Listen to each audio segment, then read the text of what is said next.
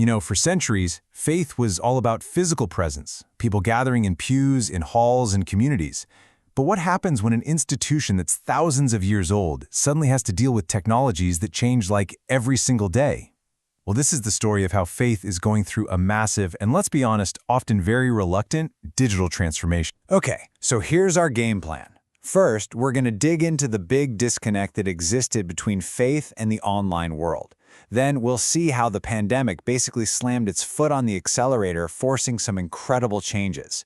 After that, we'll look at what's next, things like AI, and tackle the ultimate question: can we build technology that actually has a soul? So, before 2020, for a lot of religious institutions, the internet wasn't seen as a tool. It was viewed with this deep suspicion. This created a huge cultural gap, and frankly, it left them completely flat-footed for what was about to happen. Wow, right? The devil's playground. While that might sound pretty extreme to us now, it really captures a widespread feeling back then. The digital world was seen as this untrustworthy, secular space, something that was a threat to faith, not an opportunity to spread its message. And this reluctance, a lot of it was built on myths.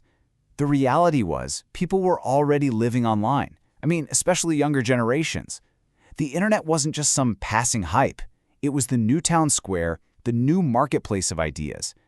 And the tools to get involved, they were way cheaper and easier to use than most leaders thought. But you know, the disconnect wasn't just about technology. It was also about how faith was being taught. The model was often frozen in time. You know, relying on stuff you memorized as a kid with very little engagement after that. And what that meant was, for a lot of adults, their understanding of faith was basically stuck in childhood, creating this huge gap between their spiritual lives and their modern, everyday lives. So this quiet reluctance, it was completely shattered by the pandemic. It triggered this frantic, high-stakes scramble. I mean, as the world shut down, churches that were still debating whether or not to even get a website suddenly had to become like television studios overnight. Just look at this timeline. The speed of this shift was absolutely incredible. A digital adoption process that probably should have taken a decade got compressed into just a few weeks. This wasn't some grand strategy. It was a desperate race to survive. This number, $5,000, it tells such a powerful story. Organizations were handing out grants like this just so churches could buy the absolute basics. A camera, a good microphone, a streaming subscription. They weren't upgrading their tech, they were building it from ground zero. So as churches made this mad dash to get online, they stumbled right into a problem they really didn't expect. The so-called digital divide. That gap between the tech haves and the have-nots, it wasn't just some issue out there in the world. It was sitting right there in their own communities, in their own pews. And here's the thing. This issue had been on the radar at the highest levels for years. It was never just about convenience. It was framed as a deep moral issue.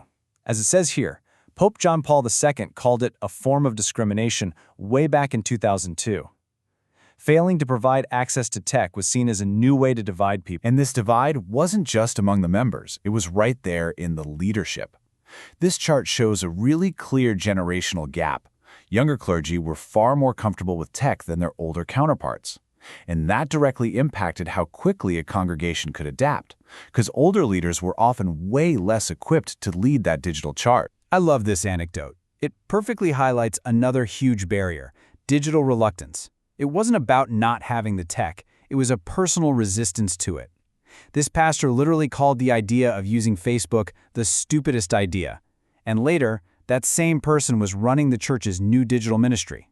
It just goes to show, for a lot of leaders, the biggest hurdle was their own skepticism. But here's the fascinating part.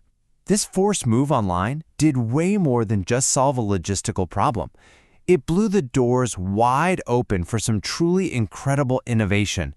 And it forced a fundamental rethinking of what church could even mean in the 21st century. The scale of this new digital landscape is just staggering. In Nigeria, Pastor Jerry Eze's daily prayer sessions on YouTube became a global sensation.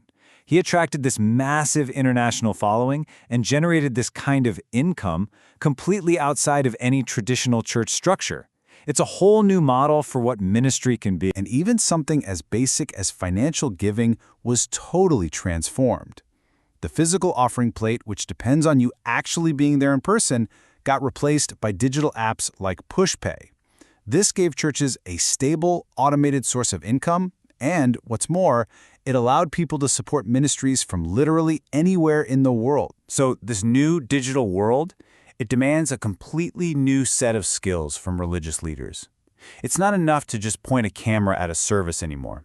Now, leaders have to be content creators, community managers, information curators, and even ethical guides for how we live our digital lives. This shift has become so profound that it's created a whole new field of academic study, digital ecclesiology.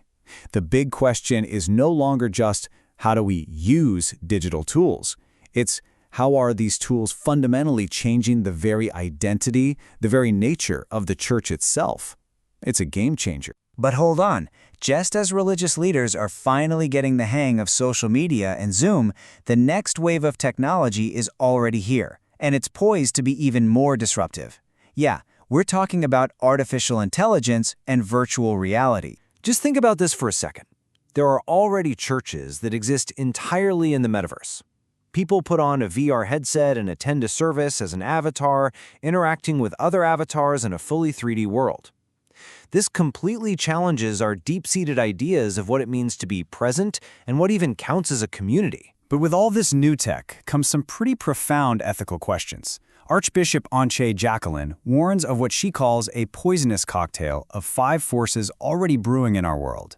And her argument is that technologies like AI could easily amplify this toxic mix, deepening social divisions and posing a real threat to us all. So, after this whole whirlwind journey from total reluctance to frantic innovation, where do we go from here? Well, the path forward isn't just about grabbing more tech. It's about making really deliberate, value-driven choices about its role in our lives. See, building a better future here requires a real strategy. It means investing in training and in people, not just in gadgets. It means balancing all the cool innovation with the hard work of building authentic relationships.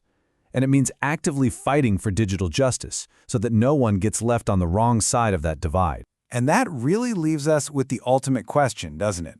As technology gets more and more powerful, the real challenge isn't technical at all, it's human.